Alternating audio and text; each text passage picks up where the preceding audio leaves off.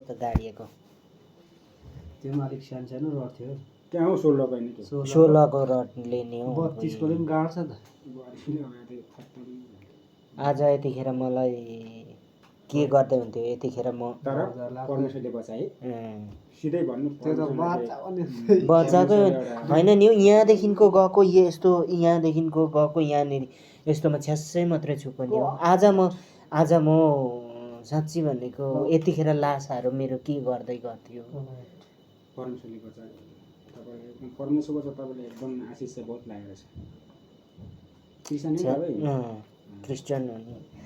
कस्तो भयो नि म त परमेश्वरले गरेको तपाईले बचाइदियो धेरै धन्यवाद हो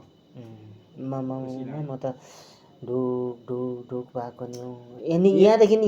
यो छिडिएको थियो भने म सोचिहालेँ क्या यत्रो एवटमा उठाएको छ मलाई यति मात्रै यो त एवटमा यो कुरो मामुली कुरो होइन नि त आदि यो दिन त सानो सानो ठुल्ठुलोमा त कस्तो हराइनु खान्छ जसै त्यो याद आयो क्या मलाई एकछिन जसै आउँदै म आफू नै मनले कस्तो भइदिएको नि बा यतिखेर मेरो घरमा फोन गर्दै गर्थ्यो होला है मेरो परिवारहरूलाई रड झिक्थ्यो कि त्यतिकै काटेर पुऱ्याउँथ्यो कि है यतिखेर निकाल्नु होइन हड्डीमा गाडिन्थ्यो काट्छ नि